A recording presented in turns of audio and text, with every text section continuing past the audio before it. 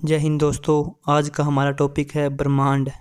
ब्रह्मांड से जितने भी क्वेश्चन बनते हैं हम आज की क्लास में करने वाले हैं।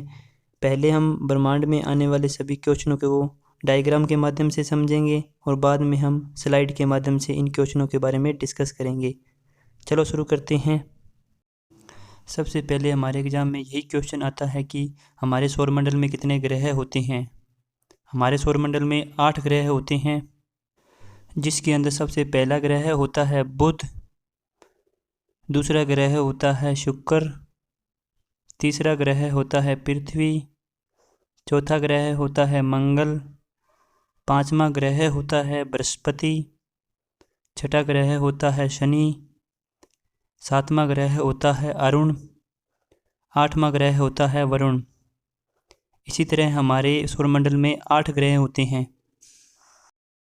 और अगला क्वेश्चन यह बनता है कि सूर्य के सबसे नज़दीक ग्रह कौन सा है। इसके अंदर हम डायग्राम के अंदर ही हम देख सकते हैं कि सबसे नज़दीक ग्रह है बुध और सबसे दूर ग्रह है वरुण। बाद में यह क्वेश्चन बनता है कि सबसे छोटा और सबसे बड़ा ग्रह कौन सा है। हम इस डायग्राम के अंदर देख सकते हैं कि सबसे छोटा ग्रह हमें जो दिखाई दे रहा है वो है बुध और सबसे बड़ा ग्रह दिखाई दे रहा है वो है बृहस्पति। बाद में हमारे एग्ज़ाम में यह क्वेश्चन भी पूछा जाता है कि सबसे गर्म और सबसे ठंडा ग्रह कौन सा है। इसके अंदर हम ज़्यादातर कन्फ्यूजन हो जाते हैं, क्योंकि सबसे जो गर्म ग्रह है वो बुध नहीं है, यानी सबसे गर्म ग्रह है जो शुक्र है और सबसे ठंडा ग्रह जो सबसे दूर है वह सबसे ठंडा ग्रह है, यानी वरुण सबसे ठंडा ग्रह है और सबसे गर्म ग्रह है वो है शुक्र। बाद में यह पूछा जाता है कि ऐसे कौन से 2 ग्रह हैं जिनके कोई उपग्रह नहीं हैं। यानी पहला वह ग्रह है जिसका कोई भी उपग्रह नहीं है, यानी बुध, इसका कोई उपग्रह नहीं है, और दूसरा शुक्र, इसका भी कोई उपग्रह नहीं है। बाद में यह पूछा जाता है कि सबसे ज़्यादा ग्रह किसके हैं। यानी सबसे ज़्यादा ग्रह हैं जो कि बृहस्पति के हैं और पृथ्वी का 1 उपग्रह है और मंगल के 2 उपग्रह हैं।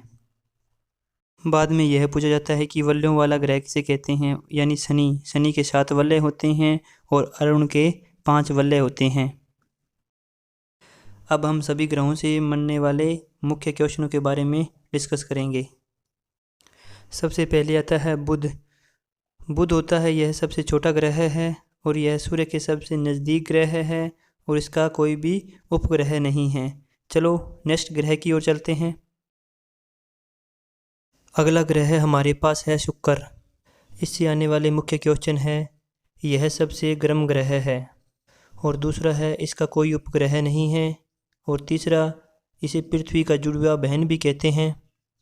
यह सबसे चमकीला ग्रह है।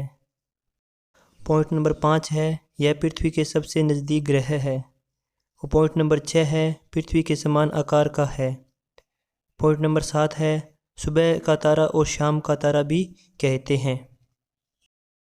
अगला ग्रह है हमारे पास पृथ्वी। इसकी मुख्य विशेषता यह है कि इसे नीला ग्रह भी कहते हैं। पॉइंट नंबर 2, इसके 1 उपग्रह हैं जिसका नाम है चंद्रमा। पॉइंट नंबर 3, इसे शुक्र ग्रह का जुड़वा बहन भी कहते हैं। पॉइंट नंबर 4, इसके नज़दीक ग्रह शुक्र है। अगला ग्रह है हमारे पास मंगल। इसकी पहली मुख्य विशेषता यह है कि इसके 2 उपग्रह हैं, एक है फोबोस और डीमोस, और इसे लाल ग्रह भी कहते हैं। चलो नेक्स्ट ग्रह की ओर चलते हैं।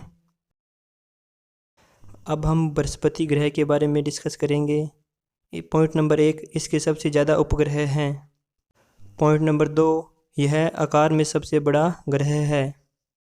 पॉइंट नंबर 3, यह विशाल लाल धब्बे वाला ग्रह है। पॉइंट नंबर 4, बृहस्पति का सबसे बड़ा उपग्रह गैनीमेड है, यानी यह ब्रह्मांड का सबसे बड़ा उपग्रह है। चलो नेक्स्ट ग्रह के बारे में डिस्कस करते हैं। नेक्स्ट ग्रह हमारे पास है शनि।